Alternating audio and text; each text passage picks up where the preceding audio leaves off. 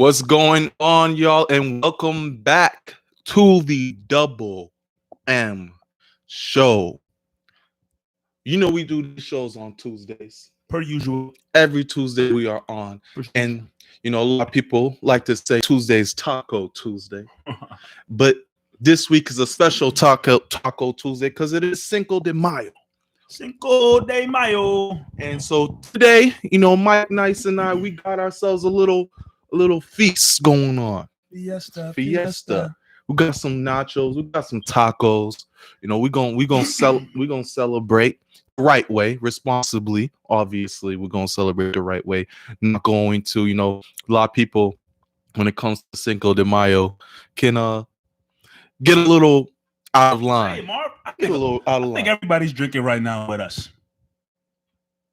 I wasn't even talking about the drinking part. Yeah, you can drink. You could drink. You could drink. You could get drinking today. You could get lit. I'm just saying, be responsible about it because you know we gotta give respect to the Mexicans, and it's not a time to be disrespectful. That's what I was trying to get at. That makes sense. If you are going to drink. Just be responsible about your drinking, of course. Mike Nice, we got a lovely food here. We will be eating. You know, enjoying ourselves while we do this show today on Double M. That is true. Like Marv said, you know, it's a special edition because it's Cinco de Mayo. So respect to everybody out there enjoying it in some type of way, shape, or form. If you're eating right now, if you're drinking right now with some family, few friends, you know, let's all have a good time. Again, like Marv said, we got food here. You know, you guys can't see it. But there's a lot of food in front of Marv and I. We're going to do this show while enjoying some things to eat. Some things on the playlist, though. Obviously. Yeah, talk about what's on the playlist. while Marv eats, because I'm going to give you a chance to talk while I eat in a minute. A couple things we definitely want to talk about. The Last Dance, again, episodes 5 and 6, right? Yep. Just dropped last Sunday night. And a couple of things we want to touch on from those episodes. Also, you know, everybody over the years has celebrated Cinco de Mayo. It's a huge day. Everybody, Cinco de Mayo comes about. People do different things. We definitely want to talk a little bit about that. They want to protest and demand freedom, pretty much, in a sense. They want to be released. Quite interesting. People want to be released, man. People don't want this stay-at-home order anymore. Some people have had enough where they want to take it to the point of, you know, going to their state buildings or whatnot and just demanding that the stay-at-home order is over and things open up and everything gets back to normal. So I'm gonna have a discussion about that as well. Again, if we want to hear from y'all along with those topics on the playlist, whatever you guys want to talk about, we're here for that as well. J-Max said he's behind on The Last Dance. Just letting you know this is going to be spoilers. Yeah. Spoilers, because we're gonna get right down to the nitty-gritty of it. And let's get it started, actually. So once again, everyone who's watching on YouTube, who's watching on IG Live, shout out to y'all. You know, tap in. Make sure you know, you guys ask questions, join the conversation, ask whatever you guys want to talk about because this show is for y'all. Last Dance, episode 5 and 6 aired this past Sunday. And this was a different vibe from the other episodes. You know, this one was really getting into the fame of Michael Jordan. And I think it really starts off with how he got signed with Nike. You know, gets signed with Nike. And Nike at the time, which I didn't really know, was just really a track shoe. It wasn't really known for sports. You know, at the time, the big basketball shoes were Converse. And everyone remembers like Converse with Magic and Larry Bird. And they even showed like a preview of the dope commercial that they used to have. So it was Converse, and you know, and Jordan was an Adidas guy. He wanted to be with Adidas. It took his mom to finally convince him to take that meeting with Nike. Nike gave him all the money he wanted. At the time was $250,000, and the rest is history, man. Like, just to know how Jordan himself changed the value of Nike. Nike is the top brand, and you can really say Nike's the top brand because of Michael Jordan. I don't know who had the inside scoop or what. You gotta remember, during these times where Michael Jordan is coming out, you know, young guy. he has not accomplished anything yet. I think the only thing he may have done at this point in time when he was taking an interview with Nike, he hit the big shot for North Carolina at this point. Year. Exactly, his freshman year. But other than that, he just got drafted, I think. He hasn't really accomplished anything yet. He's just a young up-and-comer in the league. Nobody at this point, really probably saw him becoming what he is and what we know of Michael Jordan today. But somebody in Nike, again, like you said, Marv, they were more on track shoes. They weren't even into, let's get a basketball or NFL, or they weren't even into any of that. Somebody took it upon themselves to say, we need that guy right there, this 23-year-old dude. We need him signed with us. Who it is, but kudos to that person who spotted Michael Jordan and did everything they can to convince not even Jordan, but his parents to get him to come to Nike for, a meeting. And the family, they were sold, especially throwing a lot of money at you like that. They were sold. And it really took off from there. Nike became huge. If Nike was at the bottom of the totem pole in terms of shoes, because it sounded like Adidas and Converse were above them at the time, and within a few years, Nike's, because of Jordan, really took off. It was a big win-win for Jordan, and it was a big win-win for, the Nike brand. Because at the time, who's in Nike? Nobody. So you have no comp. You're the face of Nike no matter what. And then he did everything he needed to do. Rookie year, scoring title, wins Rookie of the Year, wins slam dunk contest. He's checking off all the lists of being already the new up-and-comer guy. So now you got little kids and people watching like, whoa, look at this new up-and-comer kid, has his own shoes, and he's a beast. And the only thing Jordan couldn't do is get hurt. And he got hurt his second year, but from there on, he never really got hurt, played every game, and you see what happens with Nike. So that episode 5 was really about his fame. How great, Michael Jordan was, how astonishing it is too. Like it was kind of sad for me. The man could only go from stadium to hotel to stadium. He couldn't go out nowhere. He would get bum rushed. He had a bunch of security around him. It looks like a boxer trying to enter the ring. You see all his entourage around him. That's what it is for Michael Jordan every day when he leaves the court. He's getting ambushed because of how big he is. And this it's kind of lonesome. There's a good video of him when he's at his hotel just laying down smoking a cigar by himself.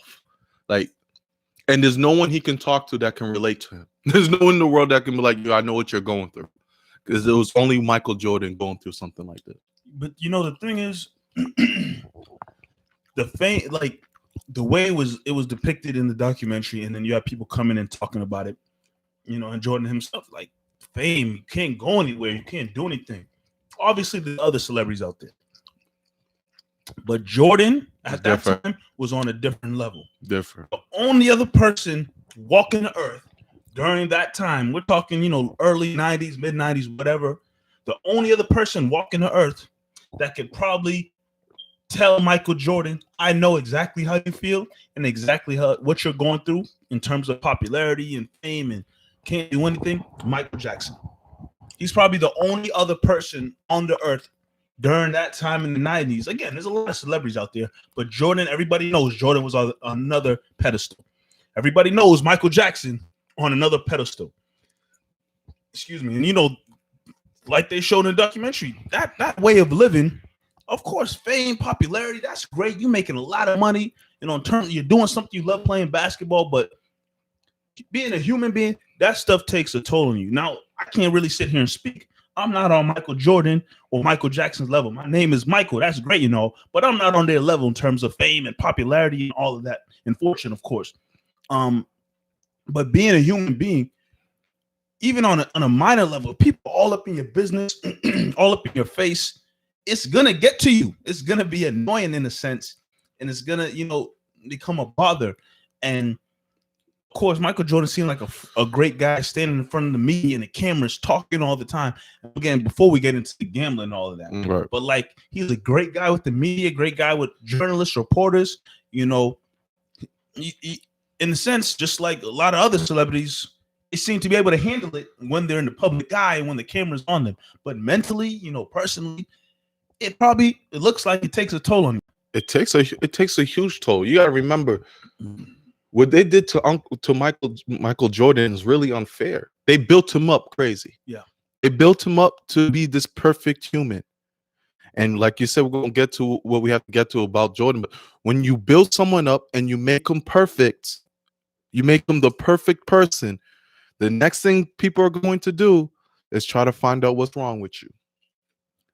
You know, and it's unfortunate how they built him up to be this guy who's just he can never do no wrong. He can never, you know, he's a superstar, amazing person. But and like I think that was the theme.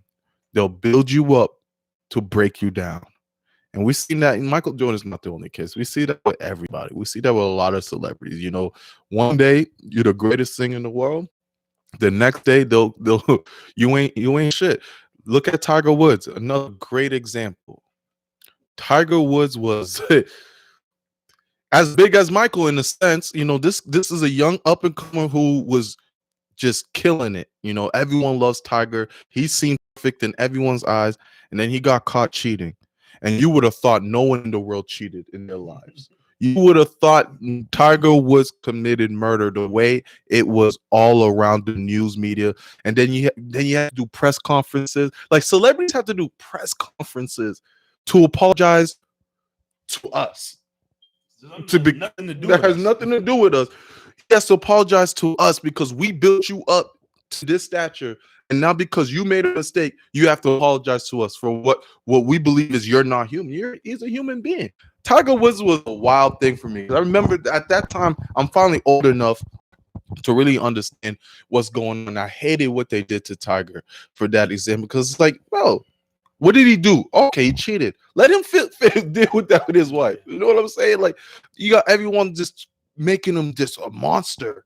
Tiger Woods, why would he ever do that? Like, I mean, granted, what he did is gonna look bad, but then the whole thing of how it unfolded with his wife chasing him with the golf club and all that didn't help the situation at all.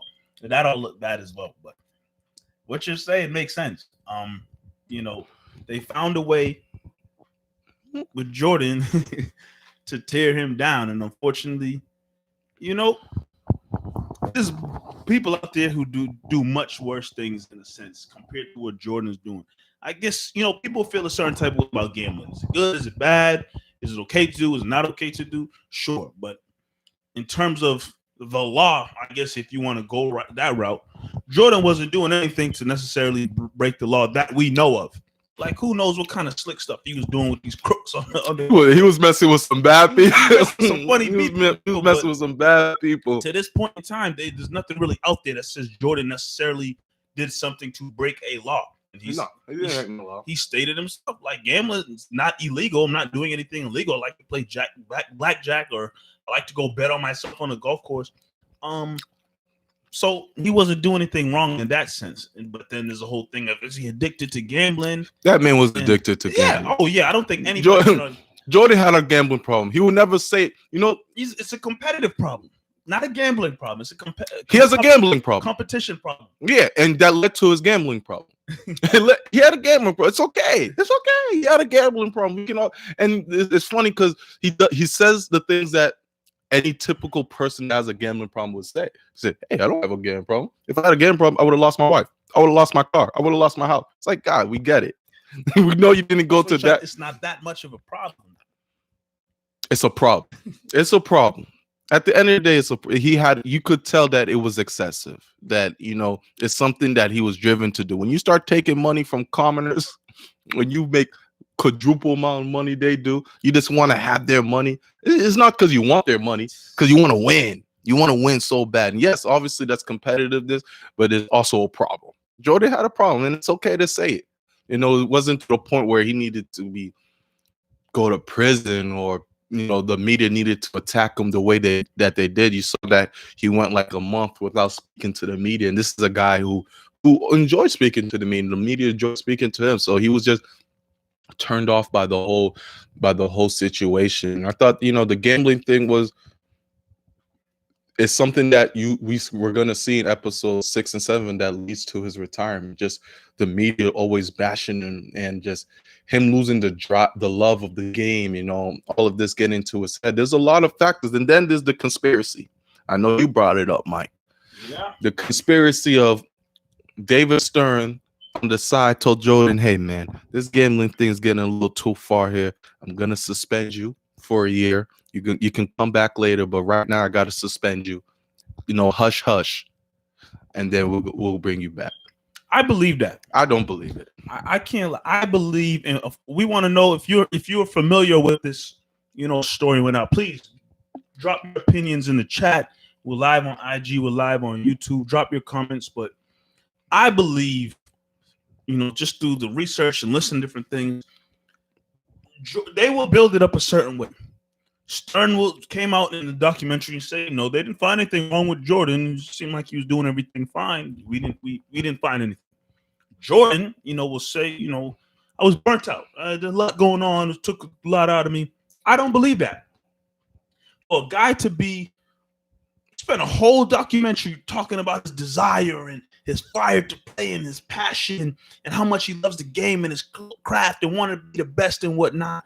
And even the fact that at the end in 98, if you fast forward, my man, they won the championship and he didn't want it to end. He said, if we're going to lose, knock us off the pedestal. Knock us off top. If I'm going to lose and have to retire, let us go at a loss. For him to be up there and say that right now, talking about the last dance in 98 season, but 93 being a whole different, well, I was, burnt out mentally. I don't think that's true. I honestly do believe his gambling, he was dealing with crooks. He was dealing with crooks and guys who needed to go to trial, and guys who possibly a part of the mob and different things. You got 2 books out on him saying different stuff. I think that David Stern, Michael Jordan's the face of the league. He's the star. And he, because of Michael Jordan, the league was here, and Michael Jordan took them to a different level. If David Stern, very nice guy. If David Stern was to say, look, Jordan, we can't come out and spin you because you're the face of our league right now, and it's going to look really bad. So we got to tell you need to step away and we're not forgiving. So here's how we need to go about that route. And it took a route. Jordan stepped away. Hush, hush. You needed time to himself, whatever. I missed a year of the game. He missed a year. I don't think he got suspended. I think it's. I don't know. I don't know if it was an official title of suspension. That's what it is, though. So if you leave for a period of time, it's a suspension. But do you think? I'm not saying that they officially hush suspended him. I think they just told him, step your ass away for a little bit. Sure, whatever you want to call it. It's called a suspension. They told him step away. I really think Jordan was really burnt out. You could even fire and desire. You could even see it in the 3rd championship that they won. There was no celebration in them. There was no every other championship you've seen him celebrate. That 3rd one, like what's his name said? Paxson said, like, he was just relieved that it was over. He was relieved. You could tell that 93 year was a very weird year for him. Being put up into the spotlight and then getting crashed down. He's never dealt with something like that in his life before. He wanted to step away. He was tired of it.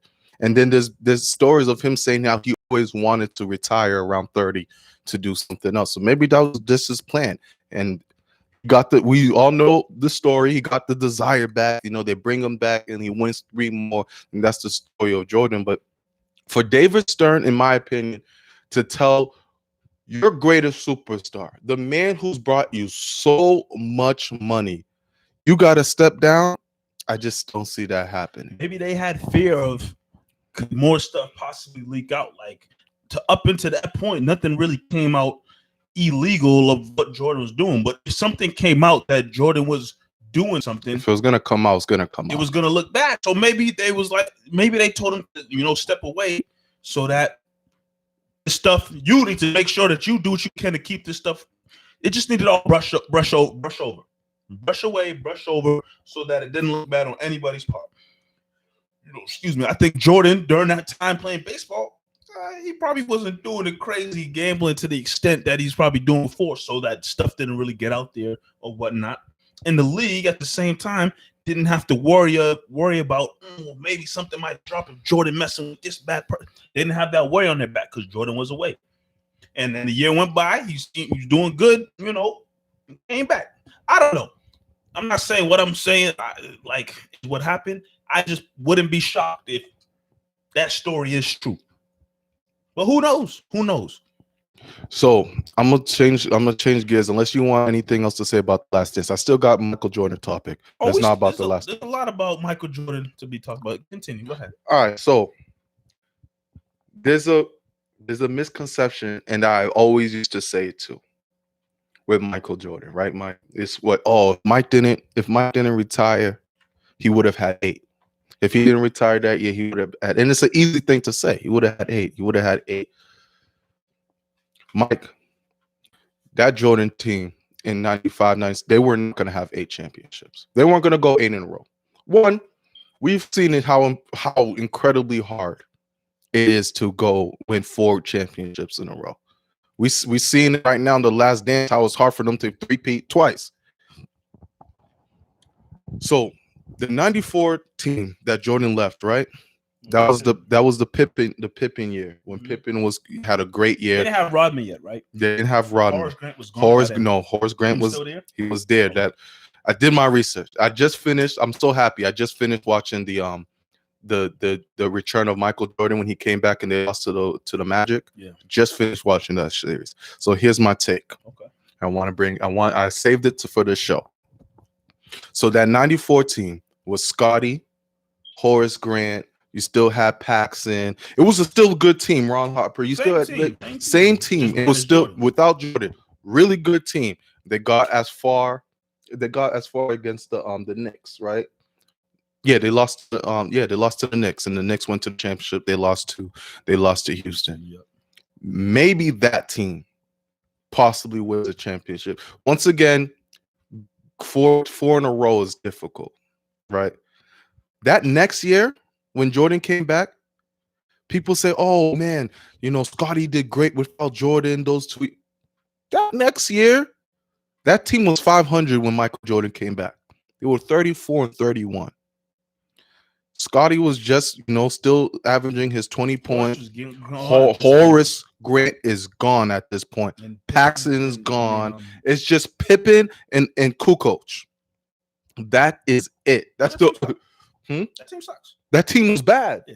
That team was really bad. And then another misconception is, Jordan lost to the Orlando team because, Jordan had that rust. He was coming off a rusty. He wasn't the same. Yeah.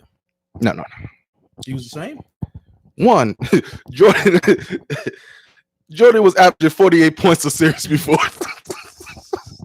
Jordan averaged 48 points. 48 points the series before with Charlotte.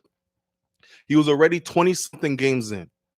Now, mind you, watching off, his wind was off. You could tell he was a little more tired. So that's for sure.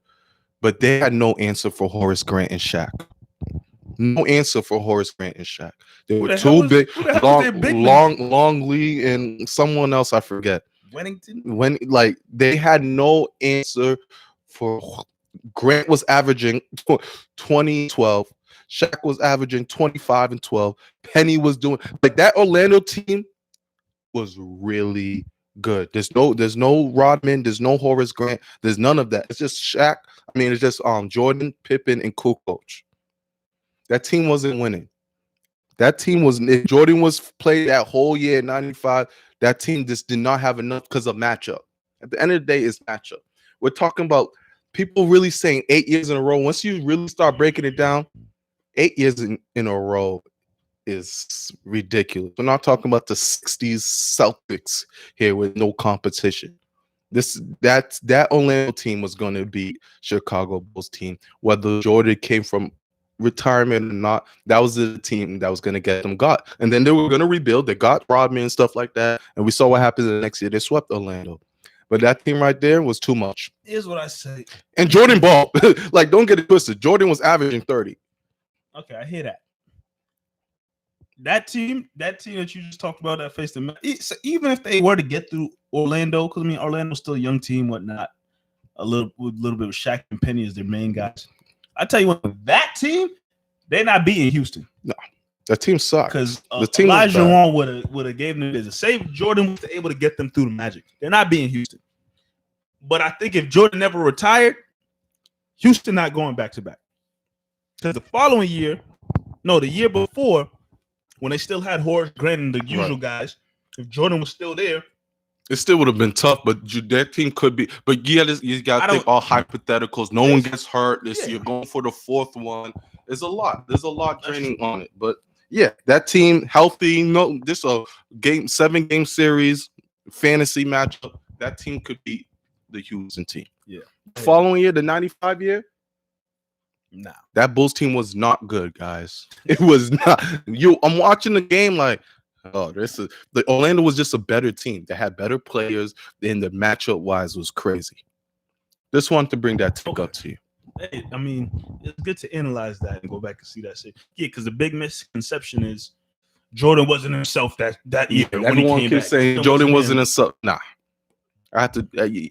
And obviously, like I said, he was winded. You could see there was times like his hands is on his knees. He was winning. Then, what's his name? Nick Anderson stripped Jordan, right? Stripped him bad at the end of the game to win game 1. Stripped him. And that was when Jordan was wearing 45. Oh, yeah. Okay. That next day, Jordan wore 23. It was giving them the business. Oh, yeah, because the story is that, that's not 23 no more. And he went back. He went back to 23. All right. But yeah, that's definitely something to notice there if you really want to talk about hypotheticals. But there's another big story that came out in episode 5, I believe. Or was it 6? 6 or 5? I don't know. It's come together. Yeah, I want to get to this food for sure. But I mean, there was also the story in terms of, if you look at these 2 episodes, when they started to bring Michael Jordan down.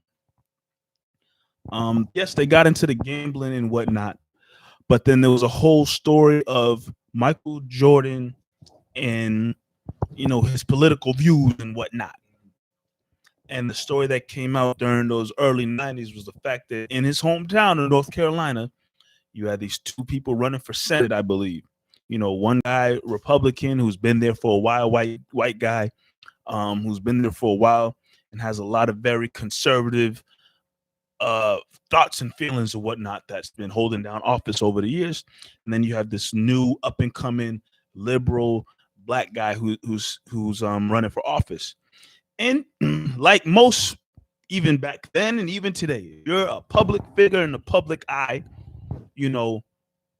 things are going to come up and you're going to get questioned. People want to know, hey, people look up to you. People, pay attention to what you do. What are your views? And, Michael Jordan, and, I'm going to get to Michael Jordan, what I think or who I think Michael Jordan is. But at the time, his comment was along the lines of, well, they asked him, are you for the Democrats or Republicans? And, I think the stigma out there a lot of the time, sometimes is a lot of black people are Democrats or something like that. And, they asked him a question, or I don't know how the conversation came up, but his response was, well, Republicans wear Jordans too. So people heard that and oh my goodness, that started a whole big thing of how can Michael Jordan say something like that? So who does he think he is, especially for black people looking at Jordan, especially in North Carolina, knowing the whole situation and how it's been there? How can Michael Jordan, this big time black public figure, say something like that?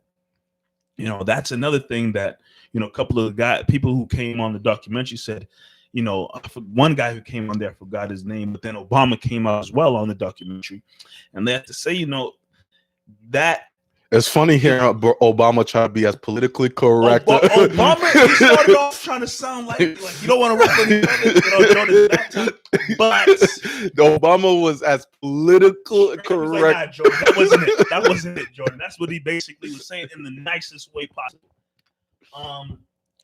But yeah, it brings up back then. It brought up a conversation even to this day with things that are going on. Michael Jordan is still a public figure, but a lot of the times the conversations you'll hear is the fact that Jordan doesn't really speak out on anything. A lot of Black Lives Matters taking place, and hands up, don't shoot. Like a lot of things taking place right now. You see different people in the public eye, athletes, celebrities stepping up and pretty much drawing a line in the stand of where they are, who they're with, and whatnot. that Michael Jordan has always been one person with that celebrity, that fame. He doesn't really say much of anything.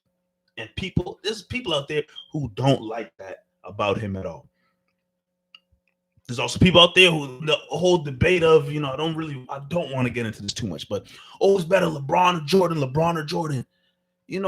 People say, well, I'm taking LeBron because he's a great athlete, but he's doing all this, that, and the fourth in the public eye and in civil rights and all of this.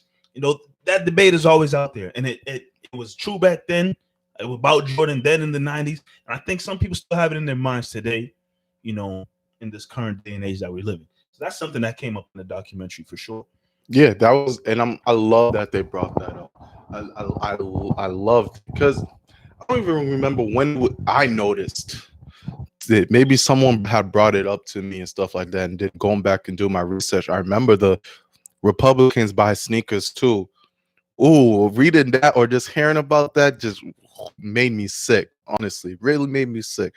Jordan comes on the documentary and he cleans it up, saying, that was tongue in cheek. I was with my teammates talking, and that's a bar, like we like to say. That's a bar if you with your homie, like, oh, Republicans.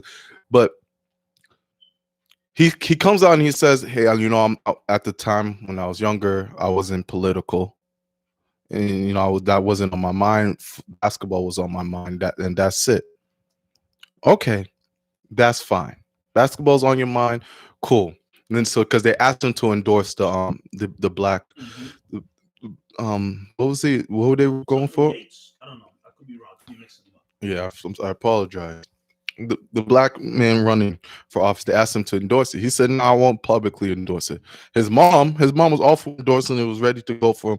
So what Jordan did instead, it was he gave his money, he gave his contributions to him, but silently. He gave his contributions, but silently. He didn't want to publicly go out and say, hey, this is who I'm endorsing. That's where I have an issue with it. If you say you're not political, you say that you don't want to be involved, switch sides, you want to be just the figurehead, sell your sneakers, do your job, then why are you giving money behind closed doors?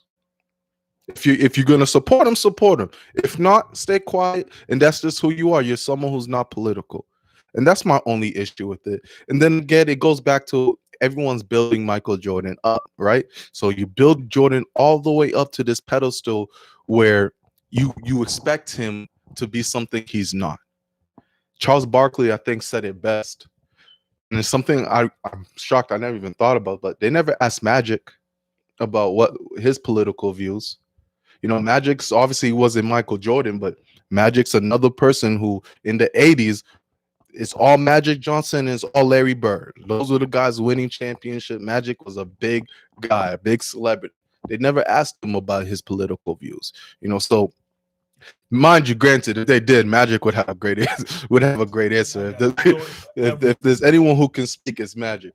But they never asked other celebrities like that. I feel like Jordan was the first one that was like, hey man, speak up for us. And Jordan didn't want to do it because he knew he was always about protecting his brand. He's still always about protecting his brand. Like you mentioned, till this day, he's still.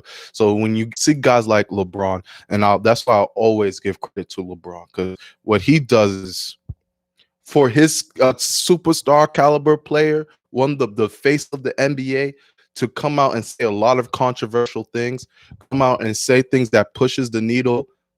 It's unprecedented. So that's why when you see LeBron do things like that, you have to give him respect, because he is sacrificing a lot. He is sacrificing his brand. So in turn with that, LeBron does that, and that's great that people see that he does that because he has that platform, so he's speaking on things.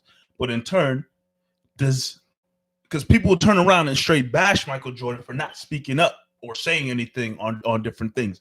And I'm really 50-50 on it when I think about it, because part of me is like, well, yeah, Michael Jordan got this whole Michael Jordan's up there, like top people in the world, whatever you want to describe him as. So he should speak on something and be vocal and state his piece. But at the same time, you could say, look, he don't want to seem one way. He just want to mind his business, stay in his lane, and just keep his head down and keep doing what he does. And he kind of said it himself in the documentary, and it made a lot of sense. He's like, look, the way I live my life, I'm not going to live my life for anybody else and be something that people want me to be. You know, if you want to follow me and admire me and what I do, and I inspire you, sure, that's fine and dandy. But if I'm not someone, if I'm doing something that doesn't inspire you or whatnot, like, then don't look at me for that, because that's not who I'm trying to be. So, you know, some people look at Jordan and really, you know, dislike the fact that he's not like Muhammad Ali, a name that was brought up a lot. You know, dude said a kind of wild statement that, you know, at the end of the day, when it's all said and done, people will always remember Muhammad Ali, but people probably will forget who Michael Jordan is, which kind of I mean, it was early in the 90s. He didn't know what he was talking about, but when that dude said that was not early in the that was an old clip. That was an old clip? Yeah, it wasn't a 2020 clip. Okay. It was an old clip. It was no. Sheesh. No, that wouldn't make sense. It was an old clip. I was about to say, and that's on me for that misviewing that. But yeah, you know, people will like Michael Jordan because he minds his business and does the same thing. People dislike him because he's not vocal on it. So I mean, I personally, I was telling you here the same night, I see both sides of it, and I'm kind of understanding of both sides of it. You know, people like it, people don't like it. I understand he wants to protect himself. I do. Maybe it's not even about protecting himself. Maybe it's just he literally is not that type of person to be vocal like that. Let's take away that campaigns things. There's been other issues that have gone on in this world that he's always been quiet. He's been quiet about, and that's rubbed people the wrong way. At the end of the day, man, like,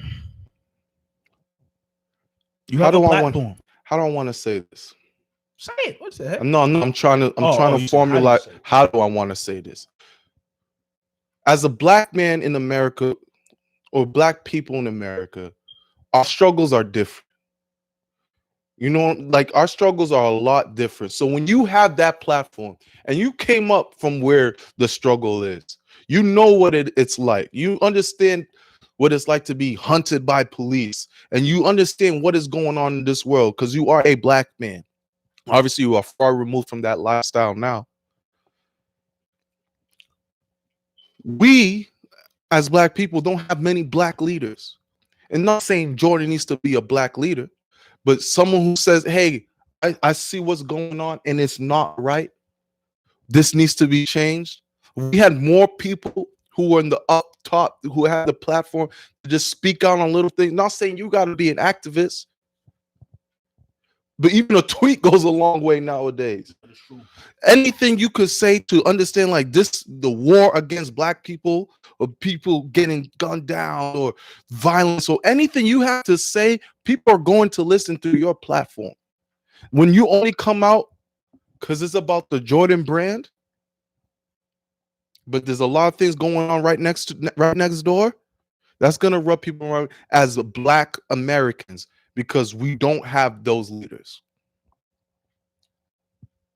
It makes a lot of sense. And again, people are on both sides of it. I think as recently though, with different things going on, I wish I had the exact endorsements and stuff. I remember the Dallas shooting. He's done a couple little things here and there in terms of like giving money. Like maybe that's just one thing about Jordan. He's not gonna. I mean, I don't think Jordan's on Twitter. You know, he doesn't. He's not. He's not active on social media. I know just Jordan brand people tweet out a bunch of stuff, but he's not out active on things like other athletes, young and older. But I think recently he's done little things in terms of donating money different places and whatnot. So, you know, everybody's different, I guess. And if his way of using his platform to do something, make a difference some kind of way, is staying quiet, I guess, in his Jordan mansion and whatnot, or giving money, you know, I don't know. The Republican line really killed him. I feel like views would be different if he never said that. Even to this day, you think that's still something that's on him? Yeah. Even the fact that even in this documentary, I was like, yo, I was saying that joking around on a bus. But the fact that he had to ask the dude in 2019, 2020, hey, what about that Republican thing? Because that's what I learned about when Jordan didn't do anything, is Republicans buy sneakers too. So what does that tell you? That tells you, hey, I'm not going to mess up my money on this side. I'm not gonna mess up something. And I think that's what killed that character. Because if you can be quiet, I'm not saying every black celebrity has to speak out or anything, but if you're quiet on the issue and you're quiet on both sides, we don't know why you're quiet. You know what I'm saying? Mm-hmm. But now when you say that line, Republicans buy sneakers too, now that brings us speculation. He don't give a damn either way. I mean, he's so powerful. He has so much money. Care. But I mean, again, like we've been doing for the last 3 weeks now, there's so much to dive in on with this documentary. We didn't even get to the whole Isaiah Thomas being snubbed off the Dream Team. Oh, we didn't speak Dream Team. Happy Cinco de Mayo to y'all as well, man.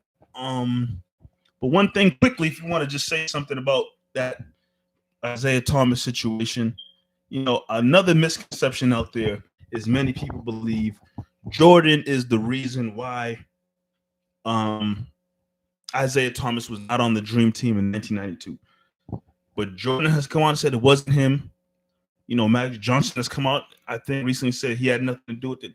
I think most players no one's gonna come out. Will not come out and no say one will ever come I out. didn't want Isaiah Thomas on the team. Nobody's gonna come out and say that. But I personally do believe the sentiment around that team at the time, and I think, you know, what's his name? Rob Thorne, the guy who's putting together the Olympic team, I think he got the sense of feeling. I mean, we'll never know to this day. One of those dudes actually said, look, don't put Isaiah Thomas on the team because nobody's going to admit it. Even Rob Thorne himself was like, Jordan didn't say nothing to me. But I think the sentiment around the team was they didn't want Isaiah Thomas on the team. And it's Isaiah Thomas's fault. To just put it out, he's a great player. Jordan said, look, I hate Isaiah Thomas, but I got Magic, #1 point guard of all time, and Isaiah Thomas, #2 point guard of all time. But I can't stand the guy. People respect his game, but just who he was and that Detroit Pistons, I don't think they'd want Bill Laimbeer, half them dudes on any type of team back then because nobody really messed with Detroit. Like, I really do think in that era, them dudes was kind of friendly. You always hear Jordan playing cards and with Ewing and Magic and these guys, they were kind of friendly on the court. They battled, but I really think when it came to those Detroit dudes, nobody in the league messed with them. The goal was to go to Barcelona. They already knew they was gonna win, so let's go to Barcelona, have fun. People that we enjoy. Yeah, let's have fun. You're gonna bring Isaiah here, and you know that's gonna mess up the vibe. It's unfortunate. Who knows?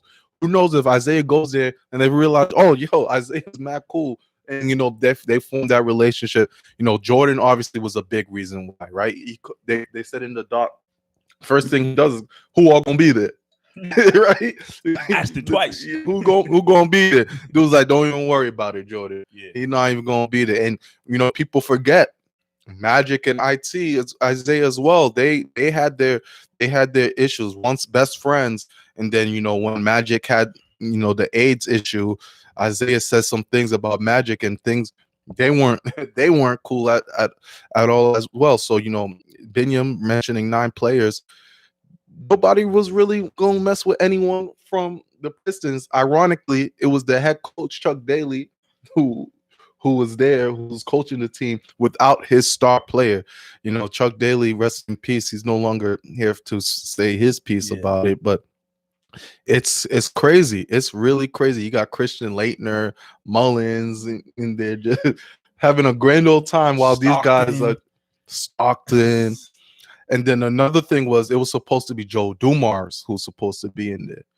But then Chuck Daly's like, how the hell do you want me to go back and coach this team knowing that Joe Dumars made it to the Olympic team over Zeke? So Dumars couldn't make the team either. Crazy. And he couldn't vouch for any of his guys to be there. Man, he might have been like, look, I'm just happy to coach Chuck Daly versus Magic, Larry, and Jordan. Yeah, he's just happy. He's happy to be for the ride. That Joe Dumars story, and I heard that, I'm like, yo, that's crazy. Joe Dumars got chopped because that would cause issues with their own locker room. It's just crazy how still to this day, Isaiah Thomas still hurt over that. And I mean, of course, man. Everyone talks about the dream team. And he was in the prime during that time, and he was off a championship. Off a championship. No, he lost. He just lost. Jordan was off a championship. But this team was still decent. You know, I don't think they completely fell off, but Isaiah being known as one of the greatest point guards of all time, especially during that era, and he didn't make. I think John Stockton was good, but he wasn't Isaiah Thomas good. No, he wasn't. It was.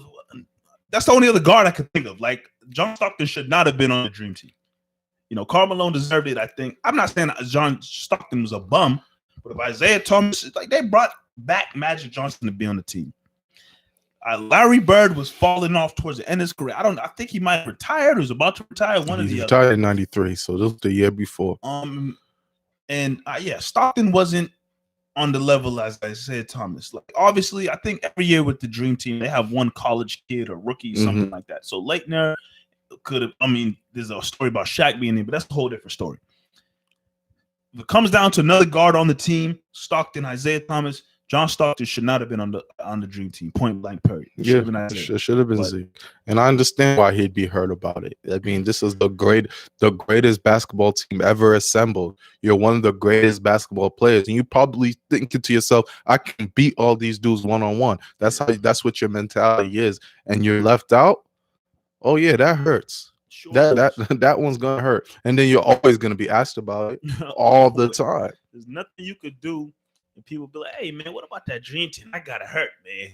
And he gotta just answer with a smile on his face, like, "Yeah, it's a tough situation, but it's probably burning him inside." Oh yeah, you know Zeke, he always got a smile on his face. Always. I'm here trying to get me a nacho. Get you a nacho, bro. This food is smacking. This food is smacking and getting cold. But yeah, you know, Dream Team conversations always taking place. We're going to continue to discuss. All right. Moving on. You want to move on from NBA and basketball talk? Yeah. Moving on as of late, you know, once again, this is probably our 6th show doing quarantine M, social distancing, and some people are having quite enough and are protesting that they should be outside. You know, these Trump supporters, as they call themselves, you know, I'm not just calling them Trump supporters, that's what they are out and about, you know, causing havoc, you know, causing protests because they want to be outside, and they got the signs out, and it's causing some waves. It's causing some waves. I don't know if they're influencing anything. I doubt, but it is causing some waves out here, and people are having a lot of reactions to it. Any reactions when you've seen them? You know, you would think that the majority of people, the census is, let's stay inside and try to do what we can to minimize the situation as much as possible. You know, slow down the spread. You know, hopefully let doctors and scientists do what they can to possibly find a cure, vaccine, whatever the case. But if anything we can do right now is, as people, society, to stay inside, social distance and whatnot, avoid being in large crowds as much as possible. If you are in a large crowd by chance, you know, make sure you have a mask on or whatnot. Do what you can in this current time period to try to help the situation. You know, I think I know that. I believe you know that. But there are people out there, for some reason, who have had enough. And don't get me wrong, we all have had enough. There's not a single person out here, I believe, that enjoys being in quarantine, that enjoys the fact that they can't go out and enjoy a day out, a night out with their friends, family, do different things, go different places. It's hurting everybody. People can't do different stuff. People can't go to hair salons or get a haircut. Like, we struggling over here. You think this hat's for fun? You think this hat's for fun? People struggling. We all struggling together. But, you know, there's people who have had enough, and to the point where you want to gather and protest. Protest while not practicing social distancing. By the way, practicing social distance. Some pictures I've seen, people sure don't have a mask on, masks covering their face. So you want to be outside and be freed so bad, but you're not taking it upon yourself to think about, you know, the issues at hand with the current times that we're living in. Is very perplexing. It's embarrassing. It's stupid. It's just it's why other countries laugh at America. Like it's the dumbest thing in the world to just see people disobeying what is killing others. Like just yesterday, they closed the Walmart down next to us. This is yesterday, not a couple weeks. They just closed the Walmart next to us because employees are dying. Like this isn't a game. Why are you protesting? What are you protesting for? We are all hurting right now. We are all struggling. Financially, people are hurting. And we understand that. At the end of the day, people are dying. People are getting sick. This is uncharted territories. This is not fun for anybody. So it's dumb. It's dumb as hell. You see them out there wearing no mask. Like, I don't know what point you're trying to prove here. I don't get the mentality whatsoever. It's pretty, and they're causing scenes. They're causing scenes. And I can only imagine how it would be getting reported if it was another demographic doing a protest. I mean, it's very true. Like, I can only imagine. Like, we're gonna talk about it. We're gonna talk. That's what we do on the show. We can talk about things, man. And if you want to take it there, you got these videos of mainly white people protesting, yelling.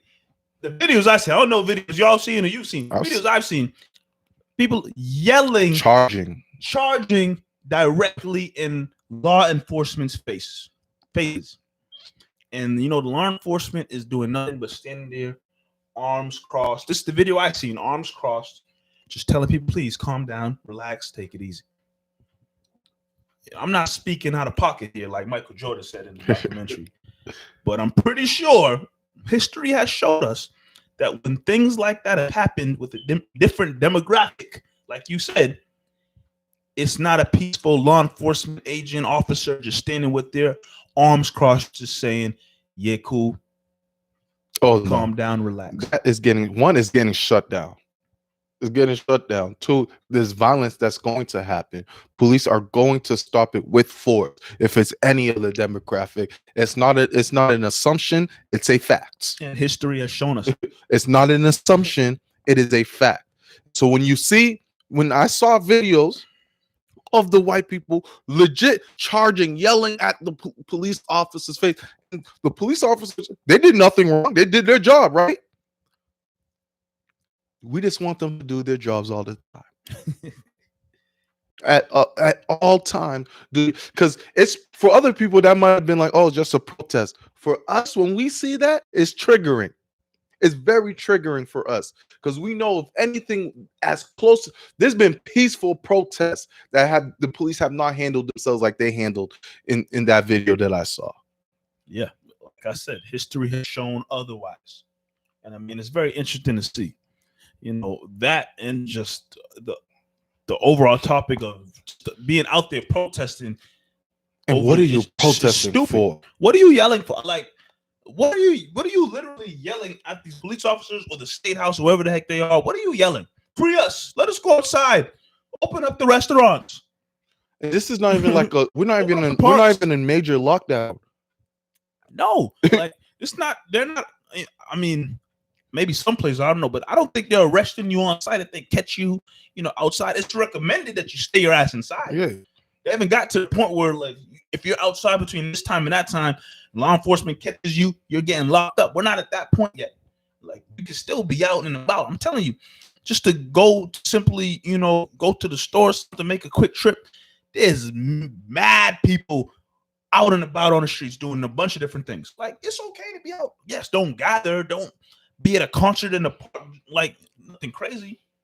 So, like, to be protesting that, I don't get it. You want a restaurant open? Like, you want a golf course? You want the club open? You yelling that you want the club open or something? Like, it's stupid, man. The only word I could come up with is stupid. Makes no sense. Makes no sense at all. But in this day and age, at our age, a lot of wild stuff you see in this world. A lot of wild stuff. Some stuff is not surprising. Some stuff that people do is not surprising. It's just, again, I think collectively as people, as society, yes, this sucks. It sucks. It sucks.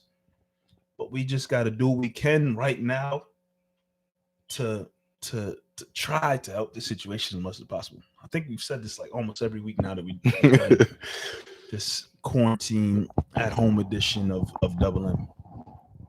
But yeah, please, people, be smart about what you're doing, how you're doing it right now. We're gonna get through this together. I remain positive, optimistic, no matter what. And stay away from people you understand who are trying to protest and stuff like that. You don't want to be around them right now. Yeah, if you're watching the show right now, please don't protest. Please, it's not worth it right now. We all in this together, are all going through this together. Nobody likes this. Nobody's happy about it. But in the current, just stay strong, man. That's it. I'm not gonna lie to you. It's starting to feel normal now. I'm not waking up no more. I'm like, quarantine. What am I gonna do? It's just now is this part of my routine. What I do at home is what I do at home, and that's weird. It's freaking me out that because you remember before it's like, oh, what am I gonna do today? Oh, what am I? It's just part of life now. You know, we're definitely 6+ weeks in, maybe 7+ weeks in. They say it takes 21 days to create a habit. I'm very understandable what's going on now, and I'm just going with the flow, hoping for the best. You saying that, and like in my mind, I dreaded this day coming. Like you saying that, and the no way that I feel to waking up every day, like I dreaded this feeling of this literally becoming the norm. Like quarantine life, quarantine living is the norm now. Again, I make a quick trip to the store or something to pick up groceries, and you know, people have masks on. I have masks on. Like, you know, you're required to go places and wear masks. But even with my mask on, looking around, seeing other people with masks on, I've said this before, it's just a sad sight to see. Like, even if I don't know everybody I walk past on the street, like I don't know every single soul I meet on the earth, but just the fact that as people, we walk in this earth right now and everybody's face is covered is really a sad sight. Like every time I go out and look around and see masks on people's face, it really saddens me. Like this is what it is now. This is the norm, though. This is the norm. And I hoped that it didn't get to this point, but you know, I felt that I've been feeling that way, and I've been home longer than you. I felt that way. You're feeling that way. A lot of people are feeling that way for sure now, and it's tough. But that's just the reality of the situation. That's where we're at right now. But you know, any type of celebration that you can get, hopefully your Cinco de Mayo, if you are home, you're healthy, brought you a little bit of something. Maybe you got a little tequila in your system. Maybe you got some tacos and some margaritas, anything to make you feel a little better. You know, count these small wins that you have in your life. Any type of celebrations, cherish them. We're gonna get out of this together. We're all gonna celebrate. I can't wait to do Double N back in the studio. Can't wait to get this show on and pop in as it should be. But for now, you know, these little conversations that we have. Shout out to The Last Dance for providing us with a lot of material for us to talk about. And you know, we're gonna get it. We're gonna get it through, man. Appreciate everybody who tunes in weekly. You know, we're gonna get out of this soon enough. Can't do a show without y'all. Thank you so much. You can continue to enjoy your day, your night, your week, your weekend, whatever day it is. And yeah, this is Double M signing out. Talk to y'all soon. Be easy. Salute.